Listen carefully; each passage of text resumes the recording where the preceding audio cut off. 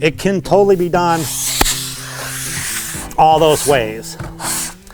The one really nice thing about a trowel system is if you keep a rag with you and you keep that off the top of your trowel, you keep it cleaned up like this, you can cut right up to a baseboard super, super clean. It's really, I mean, it does take a second to get used to it, but you can physically cut in just, you know, very, very cleanly.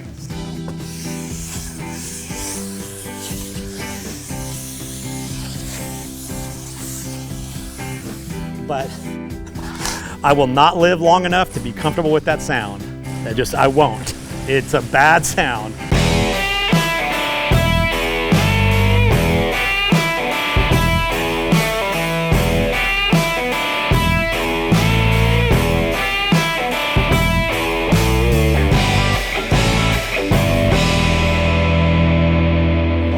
Just like you're doing with your quartz now, do not rely on being consistent can to can to can, because if you're stirring this and you miss a corner, it's going to be a different color. So batch those together in a larger jug and then pour them out in these to catalyze and use as you need.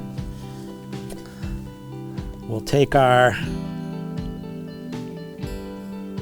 up to our A line.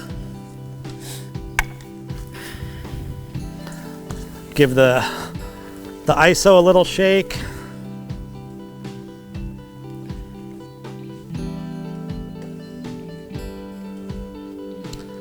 Up to the B line. And then when using smaller batches, make sure to always get the cap back on this. These products, these ISOs are very, very sensitive to humidity. They activate by water is one of the things that activates them. So if this is left sitting open for a half hour, 45 minutes, it's going to start to lose it. It's going to start to fire off and lose some of its effectiveness. So just put your cap back on it. And then give this a good stir. Component B is a thicker viscosity than component A, so you want to give it a good, thorough stirring. So having said that, this is not the only way to do this product. This product can be buffed on, it can be ragged on and ragged off, it can be troweled on and ragged off. It can totally be done all those ways. The one really nice thing about a trowel system is if you keep a rag with you and you keep that off the top of your trowel, you keep it cleaned up like this, you can cut right up to a baseboard super, super clean. It's really, I mean, it does take a second to get used to it, but you can physically cut in just, you know, very, very cleanly.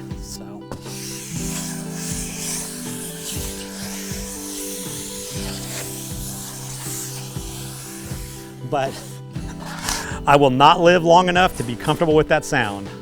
I won't. It's a bad sound.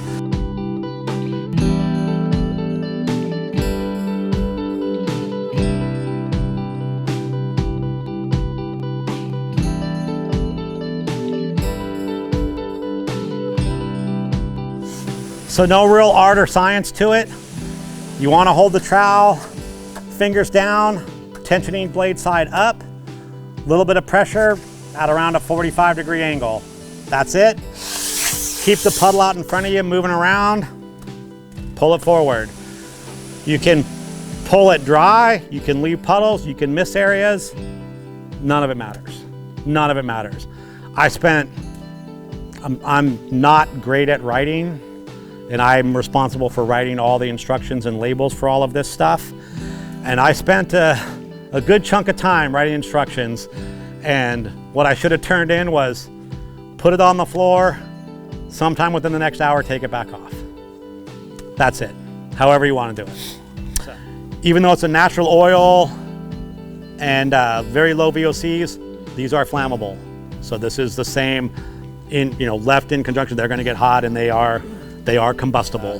The safest way, the way that you can call us on the phone and we can guarantee you're gonna have success, is trowel it down, red pad it in, wipe down your edges, white pad it off. So you can kind of, I call this the maple drip system. You can also pour puddle and kind of hop the buffer up onto it. Vicus.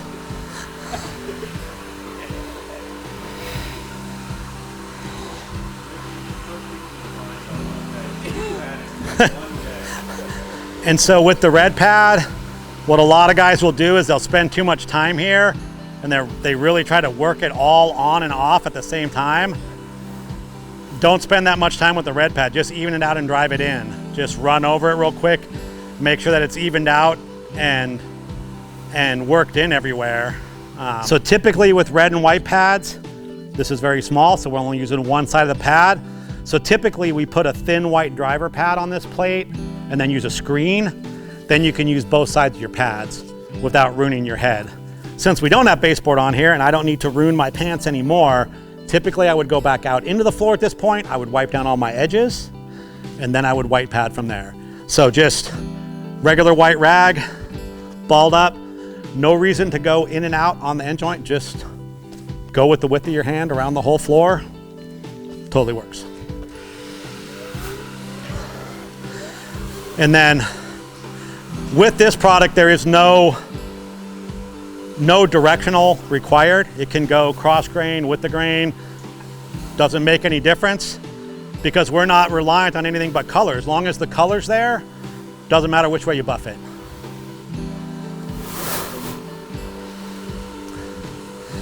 So we're gonna leave that part right there. So obviously, since now this is the last time this is gonna touch the floor, we do have to wipe this one up. That will show with finish on top of it.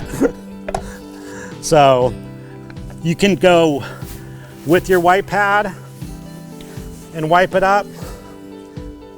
You can go with a rag and wipe it up. And so one thing that I like to do is, because there'd be some products that you have to be real careful at this point, not to rub too hard, not to absorb too much. So I like to take a section and just get after it. Just try to get as much of the product off as I can. You would have to do something weird to wipe off too much product. That's 2-Kolorit. This would now sit like this for 5 hours, and then we can coat it with finish.